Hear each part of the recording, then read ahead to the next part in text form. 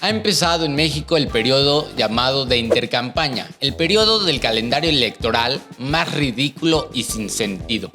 ¿De qué sirve que la legislación electoral marque un periodo a estas alturas en donde los candidatos supuestamente no pueden hacer un llamado al voto?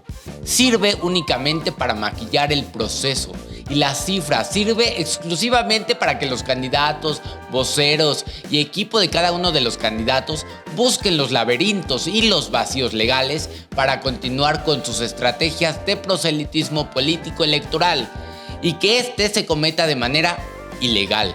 Nadie sabe qué objetivo tiene este periodo de intercampaña. Incluso me atrevería a decir que ni siquiera las autoridades electorales lo saben.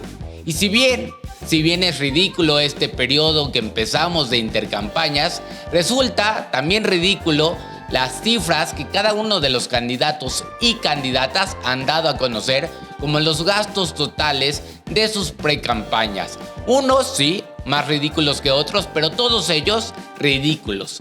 Claudia Sheinbaum, sí, a la que precisamente vimos en Más Espectaculares y Bardas, registró, no es broma, un gasto apenas de 38.8 millones de pesos. Si bien la cantidad de Xóchitl Gálvez también resulta ridícula, fue en cierta medida un poco más realista al afirmar haber gastado un monto de 62.6 millones de pesos, mientras los precandidatos de Movimiento Ciudadano, es decir, en un primer tiempo Samuel García y en un segundo tiempo Jorge Álvarez Maínez, en conjunto registraron 16.1 millones de pesos. En conjunto, las tres opciones políticas sumaron una cantidad de apenas 117 millones de pesos. Ello es ridículo si nos ponemos a pensar, por ejemplo, en cuánto se gasta en la actualidad para realizar una boda, por ejemplo. Pues ellos apenas registraron lo de unas cuantas bodas. Es ridículo, reitero, cuando pensamos en el tamaño de los eventos, en la logística, en lo que implica todo este tipo de eventos, en los traslados, en el hospedaje, en los viáticos de los equipos de precampaña y por supuesto en la producción de spots, en los espectaculares y en las bardas. En fin, este es México y así es y será nuestro proceso electoral. Esto es Democracy, el podcast.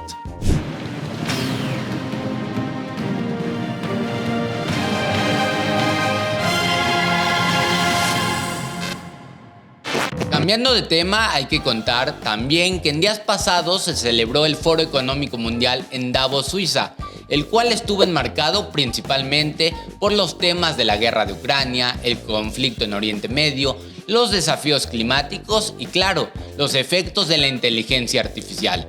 El eslogan de este año fue reconstruir la confianza, lo cual parece imprescindible hoy día donde las guerras continúan y se fortalecen, mientras que los regímenes democráticos se debilitan, lo cual por supuesto ha hecho que la ciudadanía de casi cualquier parte del mundo se encuentre desanimada y con actitudes de desconfianza hacia los gobiernos y las instituciones en general. De lo más alentador en materia meramente económica fue la presunción de la desaceleración de los niveles de inflación en países que son potencias mundiales como China, Estados Unidos, Alemania, Francia y que representan gran parte de la economía mundial. Por otra parte, se habló también, y ahí no se mostraron muy optimistas, de los efectos políticos y sociales, así como económicos, a partir de la poca o nula normatividad que hay respecto a la inteligencia artificial. Tristemente, también hay que decir que a pesar de que se habló mucho de la amenaza ambiental, al igual que en la conferencia climática de la ONU, los líderes mundiales no llegaron a acuerdos palpables o tangibles que evidencien un real esfuerzo por disminuir el daño que en conjunto le estamos haciendo al mundo.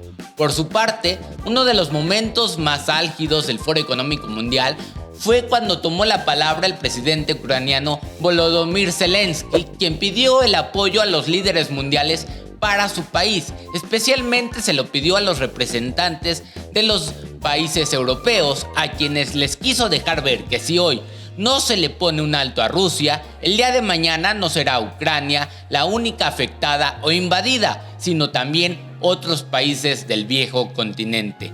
No tema menor fue el que se haya puesto sobre la mesa las altas probabilidades de que el republicano Donald Trump vuelva a ocupar la Casa Blanca y así dirigir una de las economías más grandes del mundo.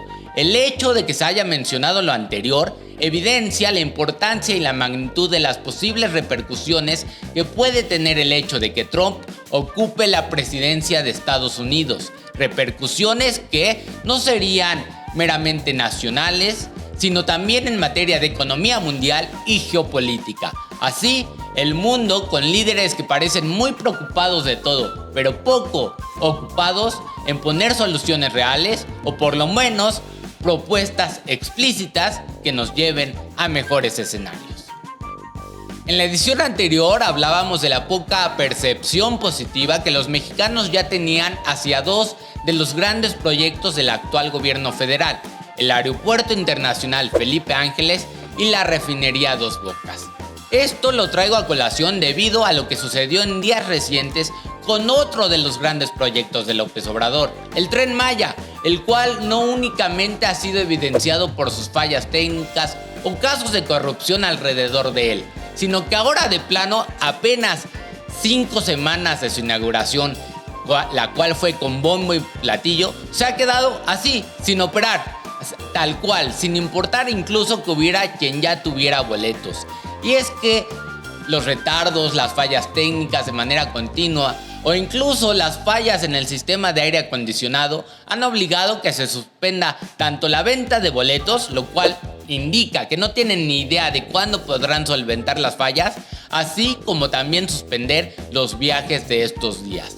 Esta suspensión de las rutas del Tren Maya se ha dado después de que el pasado viernes 19 de enero la ruta Cancún-Mérida, programada para las 7 de la mañana, haya tenido un retraso de 2 horas, para posteriormente, cuando se puso en marcha, haya ido a una velocidad mucho más lenta de la que se debía y posteriormente parando por completo, obligando a que los pasajeros tuvieran que regresar a su punto de origen en camión y muchos por su propia cuenta. Así, la mala planeación y la ejecución del Tren Maya, el cual según iba a potenciar una de las industrias más importantes de la economía mexicana, el turismo, se suma a los ridículos resultados que ha tenido otra de las apuestas de este gobierno en materia turística, Mexicana de Aviación.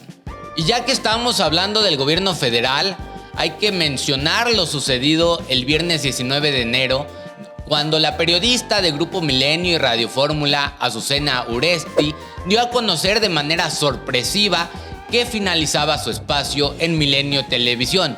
Uresti evidenció que, así como ella estaba dando la noticia, es decir, de manera sorpresiva, ella la había recibido.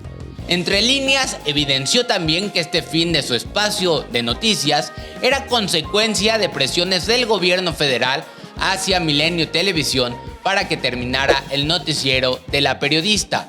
Uresti, hay que decirlo, en los últimos años y especialmente en los últimos meses, se ha caracterizado tanto en radio como en televisión por ser una de las periodistas más críticas hacia el gobierno de López Obrador. No debe resultar sorpresivo que efectivamente se trate de una restricción a la libertad de prensa de Uresti, sino también de general de Grupo Milenio, pero sobre todo en contra de los derechos de los ciudadanos, de los derechos que se estipulan en la Constitución mexicana. Nuestra ley máxima señala que se debe hacer valer no solamente la libertad de expresión, sino también la libertad de prensa. Después de lo declarado por Uresti, el presidente López Obrador usó la tribuna presidencial para hablar de lo ocurrido con la periodista, a la que prácticamente pidió que demostrara que el final de su ciclo era producto de una restricción o solicitud del gobierno federal hacia el grupo periodístico donde laboraba. Lo anterior es increíble porque tontos tendríamos que ser si pensáramos que existen documentos, grabaciones, etcétera, donde se haga esta solicitud. Y es que este tipo de prácticas autoritarias, de manera obvia en países y gobiernos que presumen de ser democráticos, se dan en la informalidad, en la invisibilidad. ¿Qué gobierno que se jacte de ser democrático va a dejar evidencia formal de una práctica autoritaria?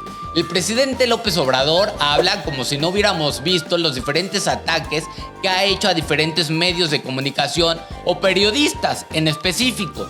Nos habla incluso como si México no tuviera un gran historial de restricciones a la emisión de opiniones, como si en todos estos años no hubiera mayor evidencia de que efectivamente en México, al igual que en el siglo XX con el PRI, se vulnera la libertad de expresión y prensa. Así como afirma que sus hijos no son corruptos porque él los conoce bien, casi nos dice que esto no sucede porque simplemente él no es igual. López Obrador sigue sin entender que lo importante son los hechos y no su palabrería. Y es que afirmar que un país democrático goza de un pleno Estado de Derecho debe significar no solamente que se vive a partir de los márgenes de las leyes constitucionales y electorales, sino que también el Estado es capaz de ejercer el monopolio de la violencia con el fin de lograr la seguridad de los ciudadanos. Ello desde un sentido weberiano. De tal manera, con lo que se vive hoy día en México, la pregunta natural debe ser si en nuestro país gozamos o no de un Estado de Derecho. Y es que frente a unas elecciones que se celebrarán en menos de 6 meses y unas campañas electorales que iniciarán en menos de 2, parece que aquellos mexicanos que buscarán competir por un cargo de elección popular no tendrán garantizados sus derechos, ya no digamos como candidatos, sino incluso como ciudadanos comunes, pues difícilmente se puede afirmar que existe una mínima certidumbre de su seguridad e integridad. Si bien hoy podemos hablar de casos como el de la política morenista y activista LGTBI Samantha Gómez, quien fue asesinada, o el del diputado panista Enrique Godínez, que fue por horas secuestrado, no es posible que tengamos que acudir cada mes o incluso cada semana a nuevos ejemplos como si los anteriores no fueran suficientes para la indignación. Según datos de Grupo Reforma, en el 25% del territorio nacional se vive un alto riesgo de que la violencia o el crimen organizado impacte en el desarrollo de los próximos comicios. Ello es incluso optimista si pensamos en lo que hoy se vive en México, pues no me dejará mentir de que hoy no es necesario vivir en una de las zonas llamadas de alto riesgo o históricamente llamadas violentas para saber de algún caso donde se haya hecho presente el crimen organizado. El mismo estudio de Grupo Reforma señala que en 74 de los 300 distritos electorales a nivel federal, es decir, en una tercera parte, se han registrado actos como ataques a políticos, a funcionarios electorales o simplemente enfrentamientos entre criminales. Sin duda, sería razonable que el simple hecho de que todos estos actos criminales tengan amenazada nuestra democracia debe ser suficiente razón para indignarnos y exigirles a los actuales gobiernos que se pongan a trabajar para garantizar por lo menos nuestra seguridad y nuestro derecho de salir tranquilos a votar el primer domingo de junio. Al final, nuestro voto es imprescindible para poder hablar de democracia. Y ya que estamos hablando del proceso electoral, hay que decir que el pasado lunes 22 de enero fue el último día para tramitar por vez primera la credencial de elector, o en su caso hacer una modificación en los datos de esta. A partir de lo anterior ya podemos hablar de que el padrón electoral en concreto tiene más de 100 millones de mexicanos, aproximadamente 8 millones más de los que tuvieron derecho a votar en las últimas elecciones presidenciales. Si tú deseas hacer una reposición con los mismos datos, por robo, extravío o deterioro, tienes hasta el próximo mes de febrero. Y en el caso de haber sido de los ciudadanos que en semanas pasadas hizo su trámite, tienes hasta el próximo mes de marzo para recoger tu credencial en el módulo que la hayas tramitado. Es indispensable para el voto, es indispensable para nuestra democracia. Y vamos a hablar de algo que podría ser pasado, pero es presente continuo porque a 10 años no se ha solucionado. Y es que hablamos ya de 10 años de la tragedia de los normalistas de Ayotzinapa. El gobierno federal y la justicia mexicana a 10 años o a casi 10 años no han podido resolver el problema. Continúa la injusticia que no ha logrado hacer que paguen los verdaderos culpables. Ello lógicamente es lamentable por el simple hecho de aún no hacerse justicia, pero me parece más lamentable si pensamos que este episodio fue un estandarte de la campaña electoral y del proselitismo de Andrés Manuel López Obrador, incluso desde años antes del proceso electoral que lo llevó a la presidencia. Y es que prometió casi inmediatamente de que sucedió a los padres de los normalistas que en caso de que llegara a la presidencia de México resolvería lo que sin duda es un crimen de Estado, y hoy no lo ha podido hacer y poco quiere hablar del tema. Hoy hablamos de ello, porque estamos a prácticamente 10 años de que haya ocurrido esta tragedia y porque no hay elementos que nos digan qué es lo que verdaderamente sucedió. Y también hablamos de ello porque ahora resulta que el gobierno acusa al Poder Judicial de actuar de manera política con la liberación de militares a los que no se les ha logrado comprobar su culpabilidad. Ahora, para López Obrador, es cuestión política que se deba cumplir el debido proceso y una cuestión básica de cualquier proceso judicial, la presunción de inocencia, hasta que se compruebe lo contrario. Ello evidencia que hoy día para el presidente son más importantes los aplausos fáciles a través de echar culpas en lugar de generar las condiciones de certidumbre a partir del cumplimiento del debido proceso. Nos pueden parecer culpables o no, pero el debido proceso es fundamental en un sistema real de justicia. Dejamos un poco México para hablar de las elecciones primarias en Estados Unidos, pues tras la holgada victoria de Donald Trump en la primera etapa de estas en el estado de Iowa, parece cada vez más cercano que el expresidente sea el candidato del Partido Republicano para encabezar un nuevo gobierno. En días pasados, tras este gran margen de victoria de Trump en Iowa, uno de sus principales contrincantes, Ron DeSantis, actual gobernador de Florida, declinó en sus aspiraciones presidenciales, respaldando a su vez las pretensiones del también empresario Donald Trump.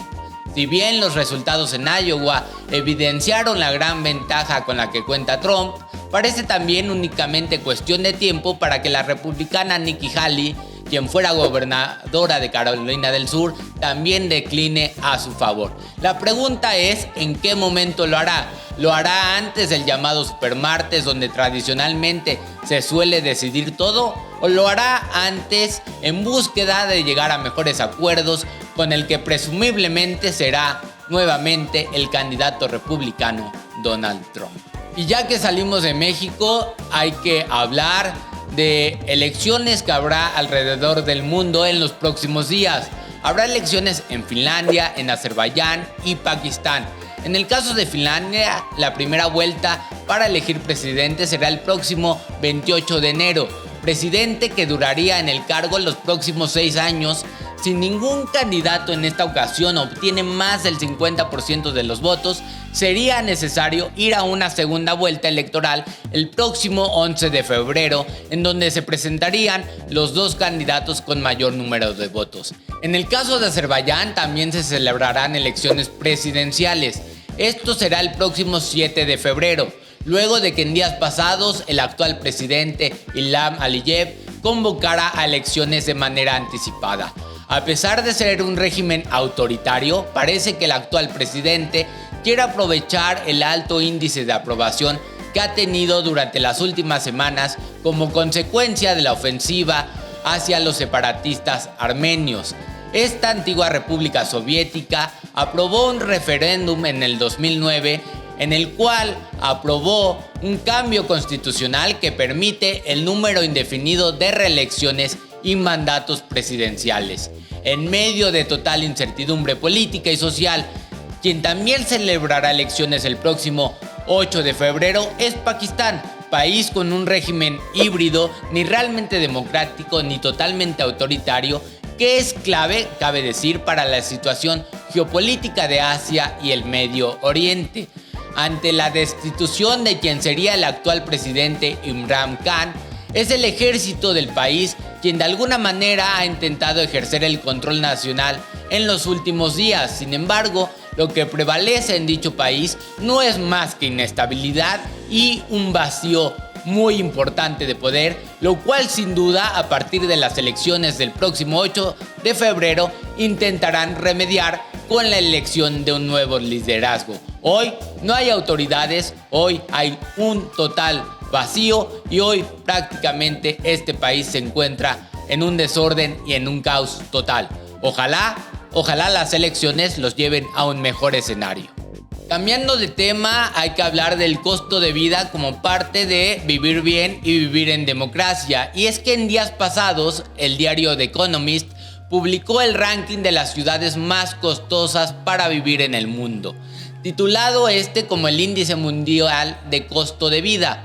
Muchas veces cuando pensamos en lo caro que son ciudades de primer mundo como París, Berlín, Nueva York, entre otras, solemos parchar las condiciones afirmando que son más caras porque también los ingresos son mayores. Sin embargo, al momento que hacemos comparaciones de servicio por servicio o alimento por alimento, no encontramos mucha lógica en el anterior argumento.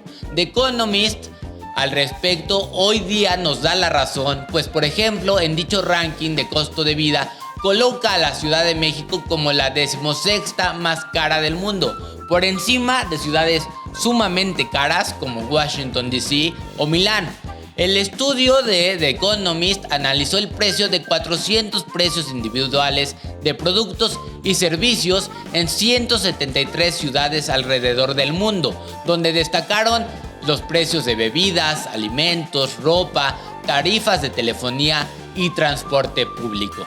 Las principales razones por las cuales se considera que la Ciudad de México elevó tanto el costo de vida en los últimos años están, obviamente, la inflación, la fortaleza de los últimos meses del peso frente al dólar y la gentrificación de varios barrios y colonias. Cabe destacar que dicho índice hace mención explícita de que tiene como objetivo que empresas internacionales puedan calcular las compensaciones a expatriados o viajeros y empleados de negocios, es decir, que puedan estimar, por ejemplo, los viáticos que dan a sus trabajadores en los viajes de negocios o bien estimar el costo de vida de sus empleados hoy que crece de manera significativa el número de nómadas digitales que trabajan desde cualquier parte del mundo.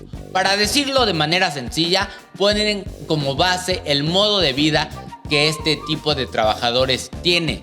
Por último, el dichoso estudio afirma que muy considerable aumento en el costo de vida de la Ciudad de México se debió en primera instancia y en gran medida al aumento específico en el costo de la vivienda. Así pues, ya sabemos que vivir en la Ciudad de México no es nada barato. Para terminar este episodio quiero hacer otra recomendación de libro y quiero hacerlo del libro Los Elegidos del escritor español Nando López. Los Elegidos retratan la realidad de la sociedad española en tiempos de la dictadura franquista. Específicamente, lo que intenta transmitir el autor es la manera en que se tenía que sobrevivir en un régimen autoritario, dictatorial, donde no había cabida a formas distintas de pensamiento respecto al régimen de Francisco Franco, e incluso donde otras formas de amar eran sancionadas. Sin duda, una gran obra que demuestra cómo eran los regímenes dictatoriales del siglo XX en Europa y en el mundo. Con ello terminamos un episodio más de The Democracy, el podcast. Ojalá les guste, ojalá puedan regalarnos un like, se suscriban, nos sigan recomendando y podamos seguir conversando, charlando sobre todo lo que va a suceder este año tan intenso en materia política, electoral y de democracia. Muchas gracias. Esto es Democracy, el podcast.